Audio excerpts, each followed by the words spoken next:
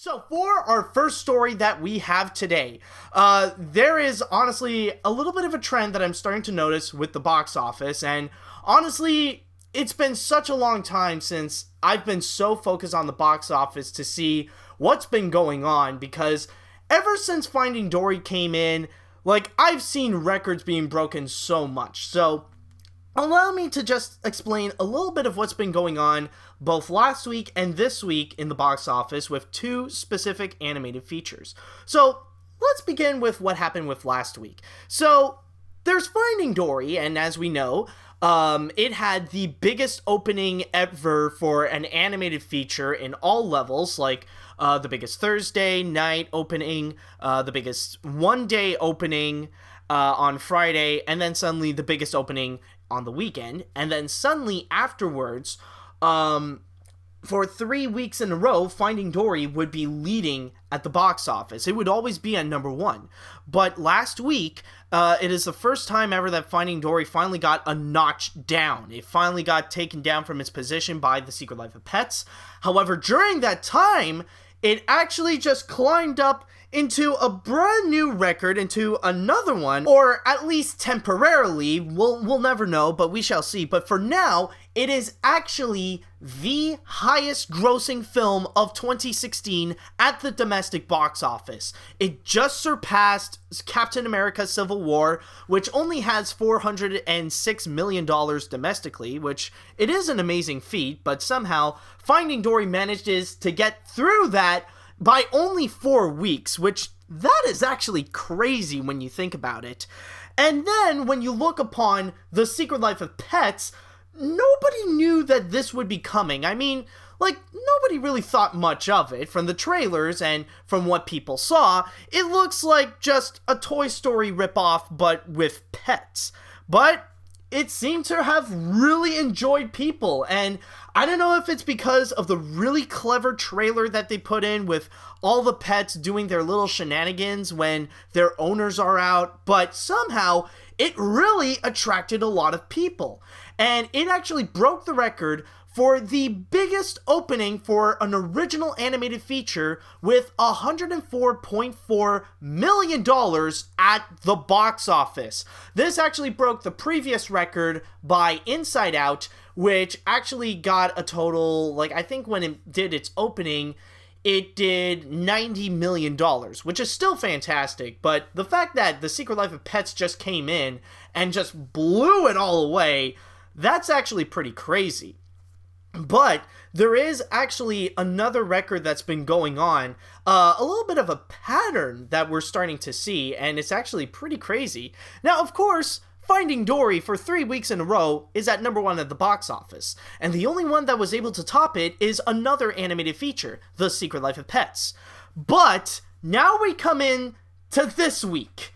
Now, apparently this week, I just want to say this right now, this is not the full-on specifics, this is not the full-on, numbers of what's going to be going on. I'm only doing it according to the estimates, from Friday, where, how, everything performed on Friday, but, we shall wait and see, how, it fully developed, but it seems that The Secret Life of Pets is still going to be continuing to be on top of the box office, and for the 5th week in a row, for 5 weeks in a row, the box office has been dominated by an animated feature, and only 2 of them, Finding Dory and The Secret Life of Pets. And honestly, and at the same time, but that's not all, there is actually another record that I don't really see a lot of people talking about, but it looks like with Finding Dory, even though, now it's, starting to be a little bit slow, but in terms of the domestic box office, not only is it already the highest grossing film of 2016, but also, it looks like Finding Dory could be the highest grossing animated feature of all time at the domestic box office. It could be highly possible that Finding Dory could actually beat Shrek 2 for that spot. Shrek 2 actually has $441 million. So Finding Dory is not that far off. It's going to be pretty close. If it's not going to be this week that it will break it. But if it's not going to be this week, then it'll absolutely be next week. So no matter what, Finding Dory is going to get that top spot. And honestly, like, it's only now that it's starting to be released elsewhere in the world. So I got a good feeling that we're starting to see more records coming with Finding Dory. I've already stated before that, yeah, there's definitely going to be, like, Finding Dory will absolutely surpass $1 billion at the box office. But you know what? At this point, it could be highly possible that honestly, I can actually see that Finding Dory could actually beat Frozen as the highest grossing animated film of all time. That could actually be possible. But for now, we'll just have to wait and see how it performs elsewhere in the world. It still looks like it could have a bit of traction here, so let's just wait and see with how Finding Dory will go. But I can already imagine by maybe up to September or maybe next month somewhere, the records will continue to break, and we're going to see some new records from Finding Dory. And honestly, like, it's actually pretty crazy. And part of me is actually rooting for Finding Dory to actually break that record. I mean, I love Frozen. Like, it's an amazing film, definitely one of the best animated features of the decade, and it definitely does deserve to be the highest grossing film of all time. But if Finding Dory could be able to beat it, like, that would actually be pretty awesome and pretty crazy to think about honestly. But yeah, especially like with The Secret Life of Pets. Again, this is not 100% guaranteed, but they say that there is a very high chance, considering that last week, since it did $104 million at the box office, the only way that it can reduce, I can imagine at the most, the minimum it's going to get will be at least more than $50 million. There's no way that it's going to go down to suddenly like 40 million after such a huge number. I mean, of course, it is summer, and the kids would see it anytime they want, and Secret Life of Pets has been getting a lot of great traction the days afterwards, so we'll just have to wait and see. But at the most, yeah, like I said, it is highly possible that The Secret Life of Pets is only going to be getting like just more than 50 million. Maybe it could be 55, maybe it could be 54, like around those numbers. So but with that said, like a lot, like every single website that predicts the box office numbers, they all say that it's hands down going to be The Secret Life of Pets once again. But what is interesting to note, however, I also wanted to try to dedicate this time not just about The Secret Life of Pets and Finding Dory, but there is also Ghostbusters. If anything, it is hands down the most talked about and the most controversial film, and that's pretty much what everybody is keeping an eye on to see how well Ghostbusters is going to do. And from the Friday estimates, it looks like it started out a bit strong. It began with $17.2 million, while The Secret Life of Pets, on the other hand, began with 15. But again, box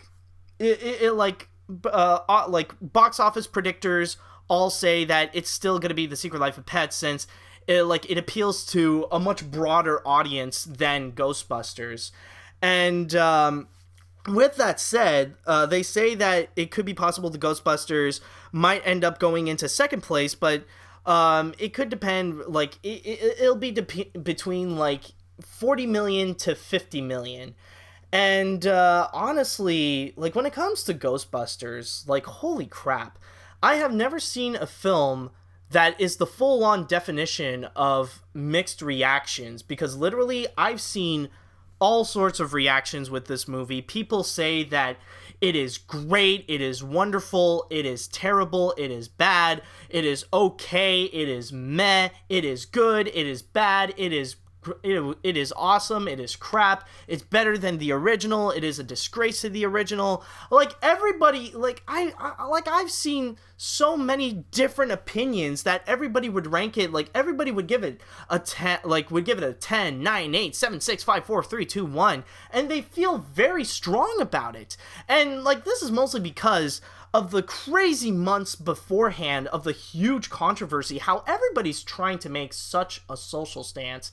And honestly, like, that's one of the biggest reasons why I am so turned off by the Ghostbusters, is how on social media everybody has been fighting for this movie. Everybody's been fighting and killing each other just because of this one dumb movie. Like, it was pretty much idiots versus idiots. You got one group of idiots that are like the total fanboys of the original Ghostbusters, claiming that this will absolutely ruin their childhood, and acting like suddenly their original copy is suddenly going to disappear, and like all they have left is the 2016 Ghostbusters, and like somehow, like, Melissa McCarthy, Paul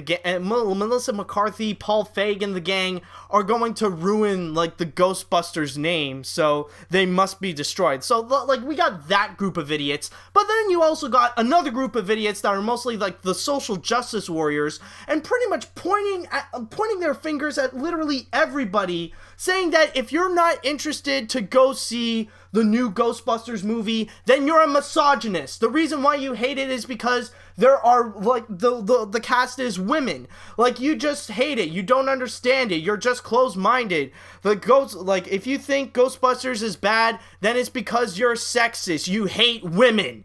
And, like, if you don't believe me that people are just, like, that those people are just a bunch of idiots just pointing their fingers at everybody, saying that they're misogynist if they don't show any excitement for Ghostbusters, then, like, look into the controversy when James Rolfe said that he stated he doesn't want to watch the new Ghostbusters movie, and he has his reasons, and it's perfectly fine, but then you get so many idiots out there claiming that James Rolfe is a sexist, which is not true. I mean, like, it's, like, really, it's one of the dumbest things that I've ever seen. It just makes everybody completely stupid, and everybody fighting each other, and the one thing that I gotta say, like, it makes everybody horrible people, even, because the one thing that I've seen this week is that people were stating that the fanboy, like, there are people who want to see the Ghostbusters movie fail to spite the social justice warriors,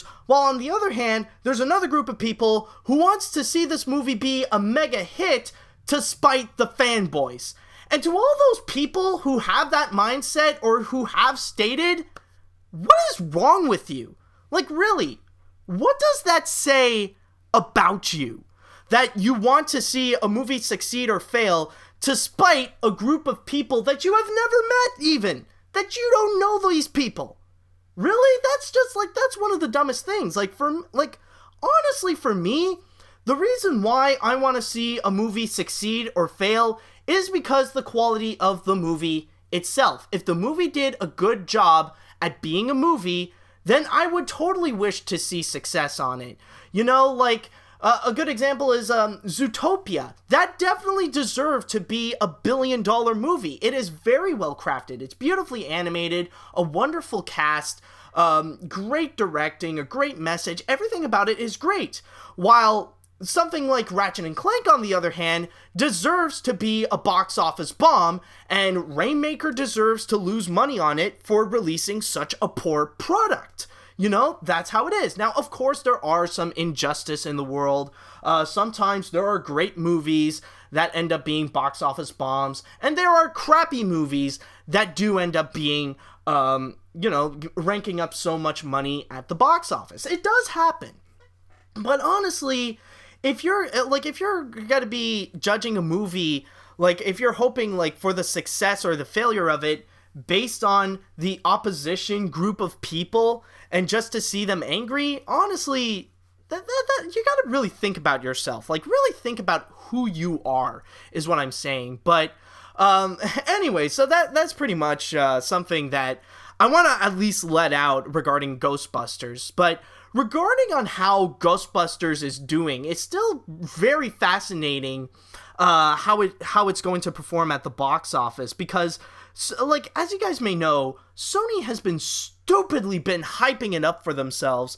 Like, they're like, no joke, one of the producers actually went out and said, like, oh, this series, like, Ghostbusters is going to be endless and people are going to be demanding more and more and more. And no, and like I said before, This is not, like, I'm not just saying that to make Sony look crazy. This is a quote from an actual producer. You can actually go and look it up. And the thing is that, like, they really want to turn Ghostbusters, like, the thing is that they want to make like, what Sony is to Ghostbusters, they want to have it like what Disney is with Star Wars. They want to have it like a major ongoing series, and they're already planning so many things, especially with Sony Pictures Animation. Like, they may have a few ideas of other movies down the line, but one thing that we know is that they want to make an animated feature with Sony Pictures Animation. I think it's about the perspective of the ghosts, and I heard that it could be possible they're going to bring in the director of those Clash of Clans commercials, which that I don't really get. And then at the same time, there is also the recently announced Ghostbusters Ecto-Force, which is going to be an animated series, which they're aiming to be released in 2018. However, the one thing that I pray for Sony to have is that if they have a plan B, because the thing is that Ghostbusters, if this is an expensive movie for Sony, the budget alone for this film is actually, is said to be less than 150 million. And, like, this is most likely not counting the heavy marketing that they put into this film. And if it's said, like, what the predictions say is true, like, if it only ends up being at least, like, between 40 to 50 million dollars on its opening alone, then, like, honestly, I don't really see it that much be a big hit. Like, it doesn't look like it's going to be, like, the big standout movie, like, the big standout blockbuster movie of the summer. Like, honestly, I just can't, to be honest. I just can't. Like, as I previously stated, there's a very high chance that The Secret Life of Pets is going to be dominating the box office once again. So if it fails, does Sony have a plan B? Because they seem so focused to for this to be such a big hit. And we know, I'm sure we all know for a fact how Sony is completely desperate for a franchise. Like, they need one, or else, like, the whole Sony Pictures name is going to be pretty much over. Like, they're down to the point that they need to recycle their old material. Not just Ghostbusters, but also, they even lost Spider-Man, they can only do, like, they can only work with Marvel with it, so they also have to share the profits with Marvel. And then there's also, they're also rebooting the Smurfs. Like, that's how desperate they are at this point. So, like, this is what I'm asking. Like, the only way that I can see Ghostbusters succeed is if it, at the very least, it makes a total of $400 million at the box office. But even at that point now, it's starting to be very iffy, especially the fact that they actually lost China. I mean, I don't know if you heard the news, but the new Ghostbusters movie, they're not allowed to release it in China because because it has, like, all these ghosts and stuff like that. You're not allowed to show any movies that contain, like, superstition in China. So, like, they pretty much lost that market right there. So if, like, the thing is that if Sony if Sony ends up losing money, what then? Like, are they pretty much going to drop everything with Ghostbusters? Like, do they have a plan B is what I'm asking, because they seem so focused to make Ghostbusters such a huge franchise. But if it ends up being something that, like, if it came and went and nobody's really asking for more, what then? I mean, this could seriously damage Ghostbusters. And honestly, if that were the case, if Spider-Man would end up being a bit of a disappointment, then you know what I mean. Like, if Spider-Man Homecoming does not meet people's expectations, then, like, this could even be the end of Sony Pictures in its entirety. And not only that, but on top of that, like, I talked to this with some friends of mine, and one of my friends actually said it best, that there's a very high chance that this Ghostbusters could end up being the next Amazing Spider-Man, where Sony is trying to make it big, but it ends up falling in their face so badly. Like, they just end up losing money and they have no road to go. So, yeah, that's pretty much what I'm asking is, do they have a plan B if Ghostbusters failed? If not, well then, yeah, they got some massive issues to fix up. But yeah, so overall, that's pretty much what's going to be going on with the box office. But, oh, and also, there is one more thing I want to mention that, okay, so it's been 5 weeks that animation has been dominating the box office. Is it going to continue?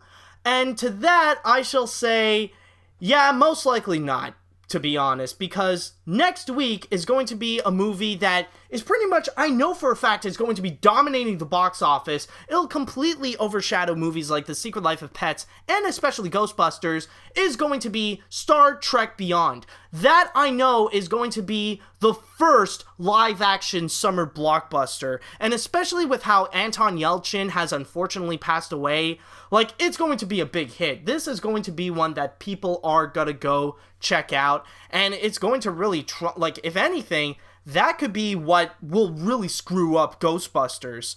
And I don't think it's going to screw up, like, the other animated films. But, yeah, like, that one is definitely going to triumph. That, like, Star Trek Beyond is going to be the reason why it's, like, we're only going to have 5 weeks in a row for animation to dominate the box office. Yes, I know technically at the same time they're also going to release Ice Age Collision Course, but are you guys crazy to think that that movie is going to be winning the box office? Like, honestly, I would actually be surprised if it would actually make a lot more than The Secret Life of Pets. Yes, even on its 3rd week. So, yeah, there's no, like, I do not have any single hope for Ice Age Collision Course. But yeah, that's pretty much my whole retrospective on the summer pretty much on the summer box office. So let's see how it goes for next time, and who knows, maybe in the future we will see if we can get another week where it's going to be nothing but animation dominating the box office. Hey guys, this is Animat. I just want to remind you guys that this is just a little taste of what you can get with the Animation Podcast. This is not all of it. If you guys want to go and listen to the full episodes of the Animation Podcast, then allow me to show you some of the different ways that you can go. First off, you can actually go on the website that it is hosted on, Filmbook, so you can go directly onto there. You can also go and check out the official Filmbook Podcast YouTube page, so at least you don't have to go away from YouTube and you can listen to the podcast right there. But if you would like to listen on the go, like if you want to listen it to on your phone or on your iPad and all that kind of stuff, then you can listen to it on either iTunes or you can listen to it on Android. So those are all the different options, and if you'd like to have more info, then all you have to do is just check in the description down below. And with all that said, I just want to say thank you guys so much for listening, and until next time, see you later, dudes!